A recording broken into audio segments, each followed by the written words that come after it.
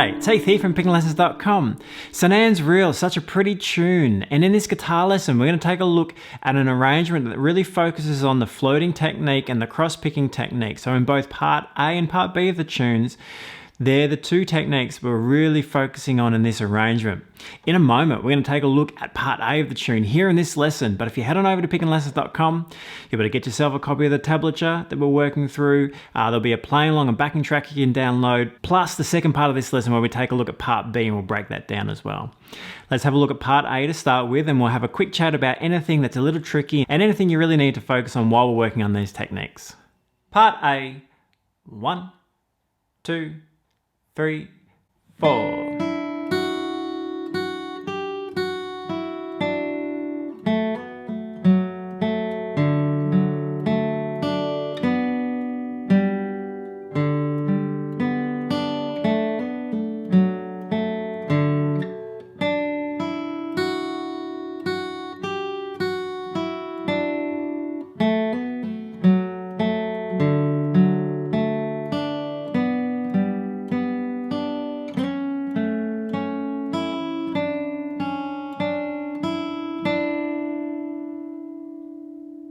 Okay, so there's part A of this arrangement of Sanan's Reel. It is a really pretty tune, and the floating technique and the cross-picking technique really add to the charm of how it sounds.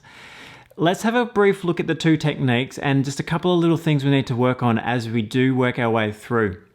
Firstly, with the floating technique, if you're not familiar with it, the floating technique, sometimes referred to as harp-like, essentially we're trying to layer our notes and stack our melody notes over the top of each other rather than playing them on a single string. So for example, rather than going C, D for our pickup notes, we're going C, D, third string, second string, rather than all on the second string.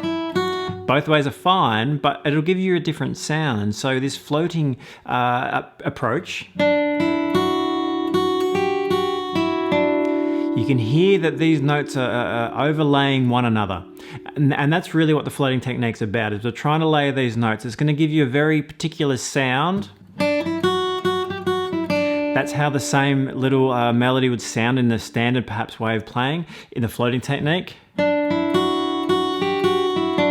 little different. We're layering our notes over the top of each other. So it is a unique sound we've got here on the guitar. So remember, it's sort of a harp-like sound because we're letting these notes carry on over each other. So the main thing while we do this in the floating technique is that you try not to block any notes as you're moving through. So your left hand really needs to be up there on their fingertips, so you can hear those notes nice and clear and without leaning over. So that's number one. So thumb down below the neck, nice and low, behind the neck. And your fingertips really arching there, so no flat fingers. So really arching your fingers and keeping your thumb quite low so that your wrist can come down there. And that's really going to help promote the ability for your left hand to hold those notes clean while we're letting the notes around and surrounding those fingers continue to ring on. Now, of course, at some point we're going to have to shift our hands, so that's fine. We'll take those notes off. And as we do that, we've got some open strings carrying on still. So that's, again, a great part of this technique. We've got that open E string there before we change down the neck. So there's our floating technique. So in this section of the tune, this position here with our third and first and little finger and the open E string there, that's used a little bit. The cross-picking portion of the melody here, we're really working around a C shape and an F shape. There's a little bit of hammer-on and pull-offs in there, so that triplet in the second measure. And now the cross-picking itself, so when we get to the C shape, two ways of going about it. I like to alternate, staying in the rhythm of the eighth note, so in this case 3 and 4 and. You could just go 3 and 4 and, time a little sweep pick across those strings. When we get to the F chord in the third bar, same deal. I like to play down, up, but you may prefer, the main thing is watch the eighth notes. Both ways are okay. Scanning on through towards the end of the tune, we're doing a little bit of the same with the floating, so working on those fingers staying upright, that's the main thing there. The right hand all the way through, essentially marked out in the tablature, is following those eighth notes, down, up, holding a chord note for the down stroke. But coming into measure 7 we have these two major triads over F and over G, and we're going to cross pick the F, down, up, 3, 4, 3, 2 are the strings, and we're going to slide this chord over to the G position.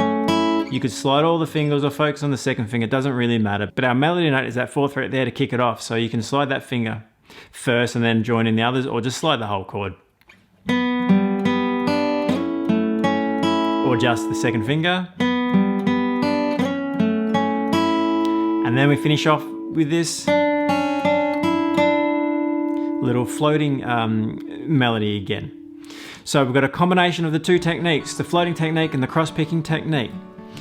Stay on your fingertips for the floating technique, and for the cross-picking technique you really don't want to be blocking your string. So your left hand, thumb down, wrist down is really important. The right hand picking markings in your left hand fingers are all under tablature, so check it out at pickinglessons.com. These two techniques work really nicely together, they're very complementary, and a pretty tune like St. Anne's Reel works really nicely with these two techniques. Okay, so if you head on over to pickinglessons.com, you will find yourself the tab, and you'll find part 2 of this lesson where we break down part B for you to learn, and there's a play along and backing track there as well, so as you get to know the tune, you can use those to help you practice. Pickinglessons.com, I'll see you there.